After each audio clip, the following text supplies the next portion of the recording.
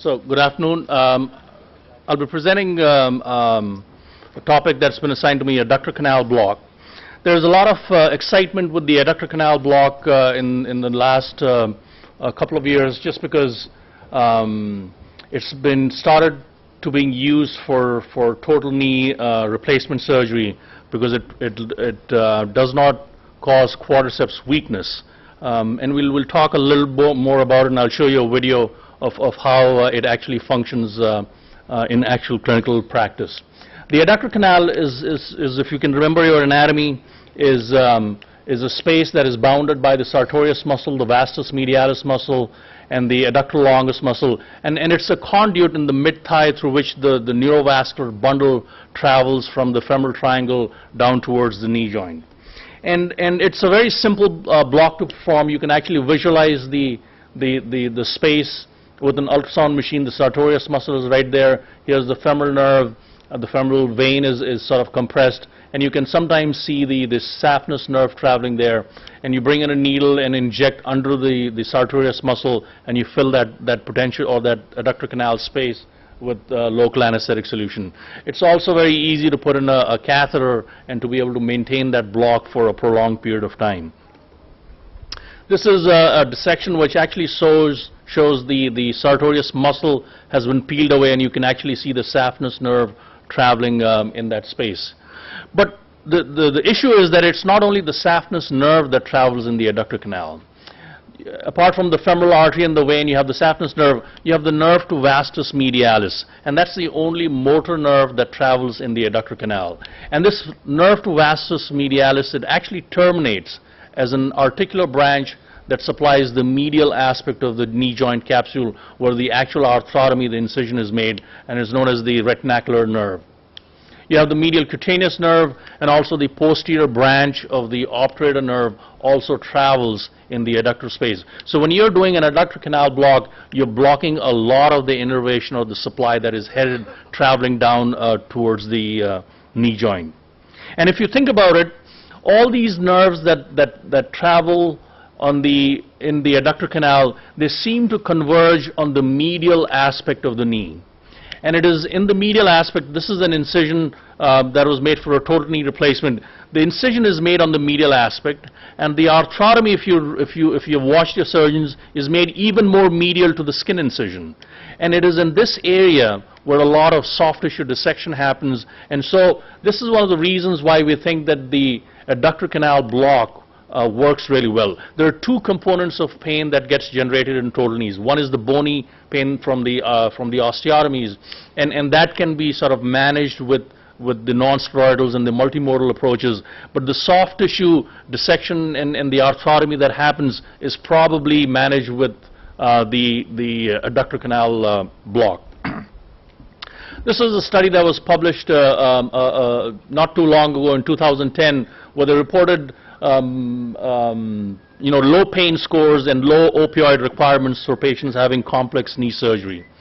And it was a limited study of only 8 patients, and so in our institution we tried to look into it further. And we have now been doing a lot of adductor canals, and we have now a database. This is just a review where we compared 25 patients who had adductor canal block with 50 patients who had traditional femoral nerve blocks. They both had catheters. They all received multimodal medications, and both the groups had tibial nerve block for managing the knee pain in the posterior aspect of the knee. And what we found was that there was really no difference over a course of 48 hours in the pain scores. They were all in the 2 to 3 range for these groups of patients. Also, the opioid requirements, the oral hydromorphone requirements, was also similar between the two groups of patients. Another study that was again published from Denmark, they looked at the effect of adductor canal on pain after total knee. This was a study where they actually compared the adductor canal to a placebo, blinded placebo. And what they found was that the pain control at rest was really sort of modest, that the adductor canal provided. The P level was 0.57 for area under the curve. But with pain with movement was statistically significant in these patients. However, they had no quadriceps weakness, so their this is the opioid requirements was lower. The cumulative opioid requirements was lower, p-value of 0.006. And their ability to walk and as measured by a timed get up and go test was faster in the first 24 hours, and then it sort of equalized later on. But these patients who had the adductor canal had sort of modest pain control from adductor canal, had no motor weakness, and had the ability to participate in physical therapy much sooner. When they added infiltration to the adductor canal, you see, this is another study that has recently just been published. You can see that the pain scores are pretty low over the course of 2 days compared to the patients that had just the adductor canal with the placebo, with the normal saline infusion. And both these groups, they had combined infiltration by the surgeons. Again, low pain scores with movement. So here's a patient that is going to have a total knee replacement in our hospital, and we're going to put in an adductor canal catheter, and I'm going to do a posterior knee infiltration, and we'll see how this patient does post-operatively. So we place it in the mid-thigh area. It's a TUI needle that's going in. Here's the sartorius muscle, the femoral artery, femoral vein is right there. We're trying to insert a needle under the sartorius right in that space. Once we get to that space, we inject a little bit of local anesthetic to create a hydrodissect that space.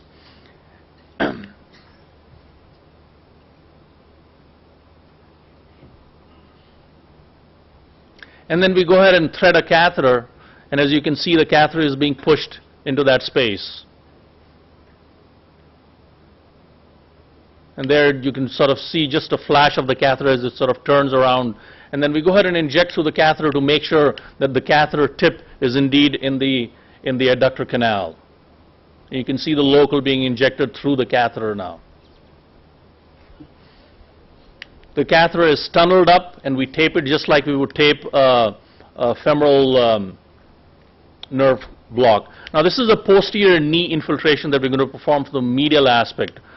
We take a look at the medial, at the knee joint from the medial aspect, and what you're going to see is a needle that is driven between the shaft of the femur and the popliteal artery.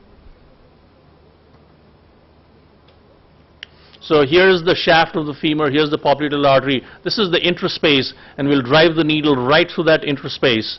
And as we withdraw the needle, we'll infiltrate that whole space with local anesthetic solution. If you think about it, this is the space where the surgeons infiltrate when they're doing their local high-volume local infiltration analgesia.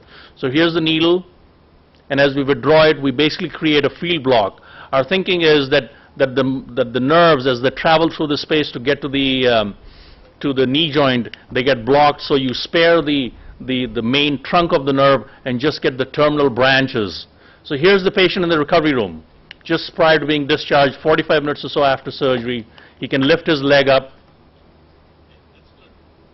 He has no foot drop. He can move his toes. He's very comfortable.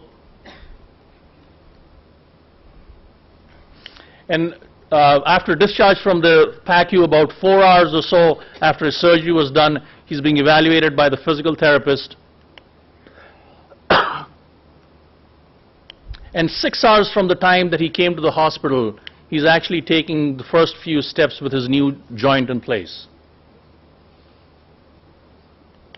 So there he is. He's on his way to the physical therapy unit to start his rehab 6 hours or so since he came into the hospital.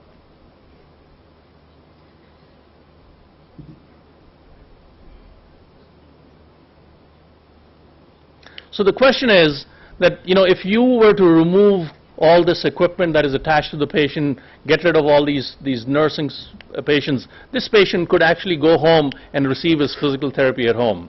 And that is what we are shooting for in the future. So in summary, the adductor canal sort of seems to provide comparable analgesia, minimal quadriceps weakness, early mobility, and the potential to start physical therapy sooner. Thank you.